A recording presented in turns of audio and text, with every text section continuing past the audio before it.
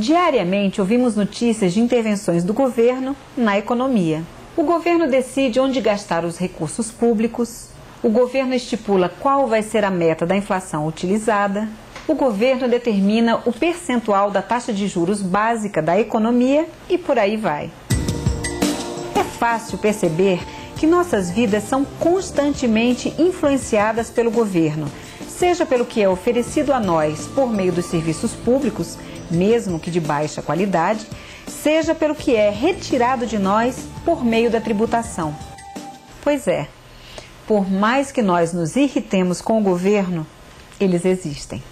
Mas será que os governos são realmente necessários? Na verdade, o mundo vem se tornando cada vez mais complexo, de forma que o governo é necessário sim para regular a economia, promover a estabilidade do nível de produção, do emprego e dos preços. Já vimos que os mercados competitivos geram uma situação eficiente, mas isso é uma visão idealizada do sistema. Na realidade, existem algumas circunstâncias conhecidas como falhas de mercado que impedem que ocorra uma situação ótima. Assim, o governo existe para guiar, corrigir e complementar o sistema de mercado, resolvendo as falhas existentes. As principais falhas de mercado são existência de bens públicos, falha de competição que se reflete na ocorrência de monopólios naturais, externalidades e ocorrência de desemprego e inflação. Vamos ver cada um desses itens. Os bens públicos são caracterizados por serem indivisíveis e por responderem ao princípio da não exclusão no consumo desses bens. Indivisíveis porque o consumo por parte de um indivíduo não prejudica o consumo por parte dos outros membros da sociedade. Um bom exemplo é a iluminação pública. Tanto faz se existem uma, duas ou três pessoas embaixo do poste. A luminosidade que cada um recebe é a mesma.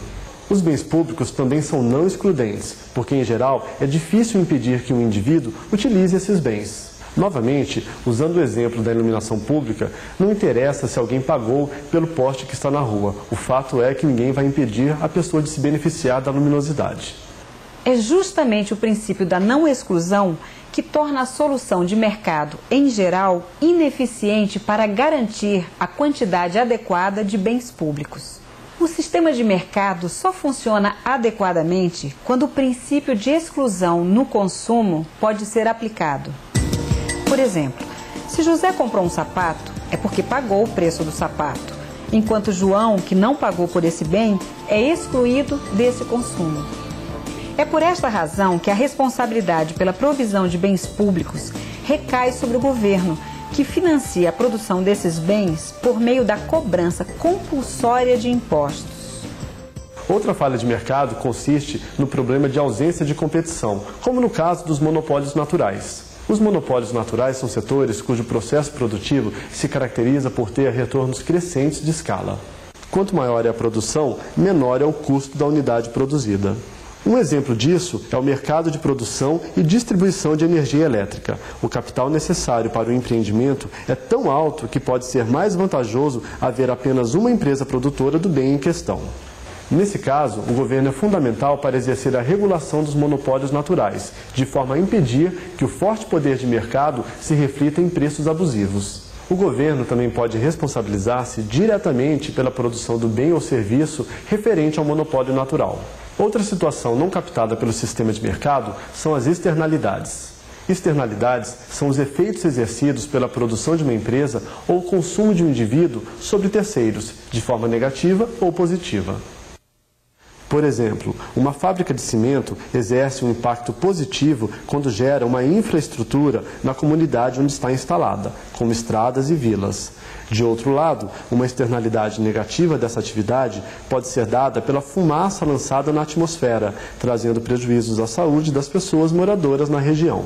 A existência de externalidades justifica a intervenção do Estado, que pode se dar por meio de produção direta ou concessão de subsídios para gerar externalidades positivas. Multas ou impostos para desestimular externalidades negativas. Regulamentação. O livre funcionamento do sistema de mercado também não traz soluções para os altos níveis de desemprego e inflação. Neste caso, há espaço para a ação do Estado no sentido de implementar políticas para o atingimento do pleno emprego e da estabilidade de preços. Bem, Vimos então que é necessária a presença do governo para guiar, corrigir e complementar o sistema de mercado. Mas para realizar essas e outras funções, o governo precisa arrecadar recursos e gastar. A contabilização desses fluxos financeiros gerou alguns conceitos muito difundidos, como o déficit público. Podemos definir o déficit do governo, ou seja, suas necessidades de financiamento, NFG, como a soma do que se gastou com o consumo do governo, CG, com o pagamento de juros pelo governo, JG, e com o que foi gasto com investimento público, IG. Tudo isso subtraído da receita tributária, T. Em outras palavras, o déficit público é quanto o governo gastou menos o que ele arrecadou. Em contrapartida, se acontecer uma arrecadação maior do que o gasto público, podemos dizer que o governo obteve um superávit em suas contas. Existem vários conceitos de déficit público, ou seja, várias maneiras de medi-lo. Os dois principais conceitos de déficit público que frequentemente aparecem nos noticiários são os seguintes: déficit primário, diferença entre gastos públicos correntes e a receita fiscal corrente, sem considerar o pagamento de juros. Déficit operacional, é medido pelo déficit primário, acrescido dos juros reais da dívida contraída anteriormente. No próximo vídeo, finalizaremos a nossa série analisando como acontece o crescimento econômico. Até lá!